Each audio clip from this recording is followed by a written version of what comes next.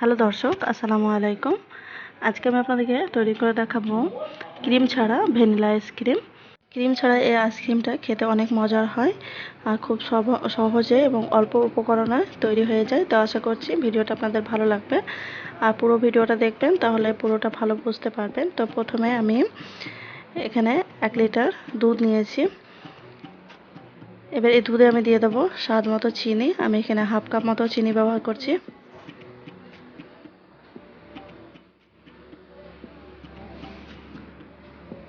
আর দিয়ে দিচ্ছি এতে গুঁড়ো দুধ। এখানে আমি 4 বড় চামচ গুঁড়ো দুধ ব্যবহার করছি।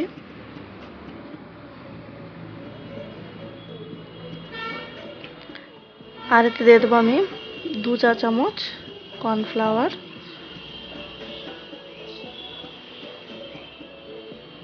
এবার দিয়ে দিচ্ছি আমি একটা ডিম।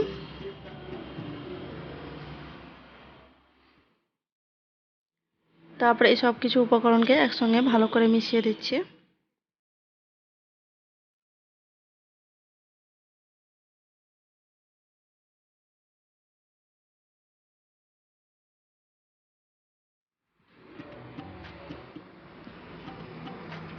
ভালো করে সব কিছু একসঙ্গে মেশানো হয়ে গেলে এতে আমি দিয়ে দেবো ভ্যানিলা এসেন্স হাফ চা চামচ। তারপরে একটা হ্যান্ড ব্লেন্ডার দিয়ে আমি খুব ভালো করে এটাকে ব্লেন্ড করে নিচ্ছি। আপনারা চাইলে মিক্সার গ্রাইন্ডারেও ব্লেন্ড করে নিতে পারেন।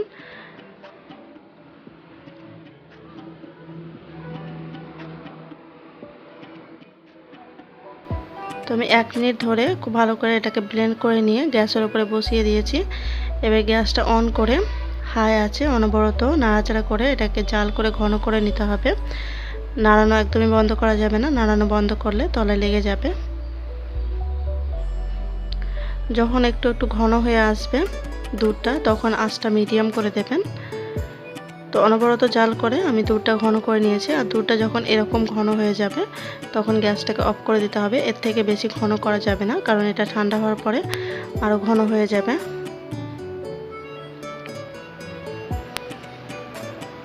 তো আমার দুধটা ঘন হয়ে গেছে। এবার এটাকে আমি নামিয়ে খুব ভালো করে ঠান্ডা করে নেব।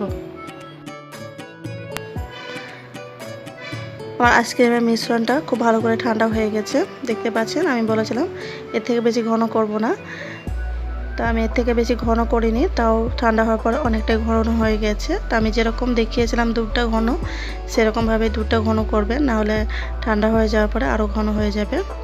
তো ঠান্ডা হয়ে যাওয়ার পরে আমার এরকম ঘন হয়ে গেছে আইসক্রিমের মিশ্রণটা। এবার আমি এটাকে আর একটা পাত্রে ঢেলে নিচ্ছি।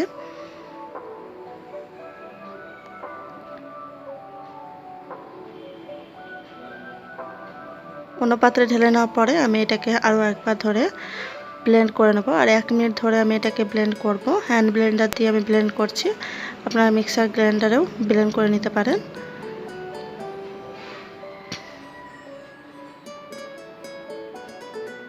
খুব ভালো করে 1 মিনিট ধরে আমি এটাকে ব্লেন্ড করব আইসক্রিমের মিশ্রণটাকে।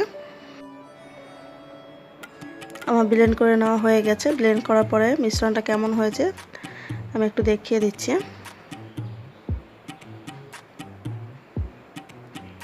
মিশ্রণটা ঠিক এরকম হয়ে যাবে আপনার ব্লেন্ড করে নেওয়ার পরে। এবার চলে যাচ্ছি আইসক্রিমটা তৈরি করে নিতে। তো এখানে আমি এরকম একটা কোটো নিয়েছি, আপনারা যে কোনো কোটো নিতে পারেন বা কোনো বাটিও নিতে পারেন।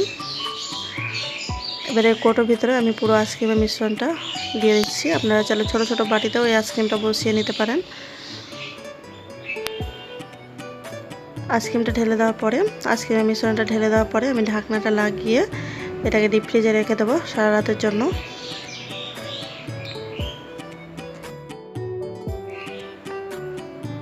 তো আমি আইসক্রিমটা সারা রাত ফ্রিজে রেখে জমিয়ে নিয়েছি।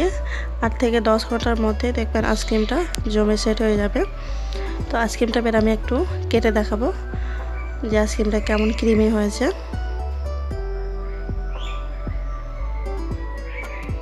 তো এরকম একটা গোল সাইজের আমি চামচ দিয়ে আইসক্রিমটা তুলে নেব। আমাদের কাছে যদি আইসক্রিম স্কুপ না থাকে তাহলে এরকম আমার মতো হাতা দিয়েও তুলে নিতে পারেন আইসক্রিমটা, বা ছোট ছোট পিস করেও সার্ভ করতে পারেন। আর এই আইসক্রিমের রেসিপিটা আপনাদের কেমন লেগেছে অবশ্যই আমাকে কমেন্ট করে জানাবেন। ভালো লাগলে লাইক করবেন এবং চ্যানেলটা সাবস্ক্রাইব করবেন। আমার আইসক্রিমটা তুলে নেওয়া দেখে নিশ্চয়ই বুঝতে পারছেন যে এটা কত ক্রিমি হয়েছে। আমার এই রেসিপিটা ফলো করে একবার হলেও বাড়িতে তৈরি করবেন। আশা করছি অনেক সুন্দর হবে আপনাদের আইসক্রিম এবং অনেক টেস্টি হবে। আর ভিডিওটা সম্পর্কে কোনো প্রশ্ন থাকলে অবশ্যই কমেন্ট করে আমাকে প্রশ্নটা করতে পারেন, আমি অবশ্যই উত্তর দেব।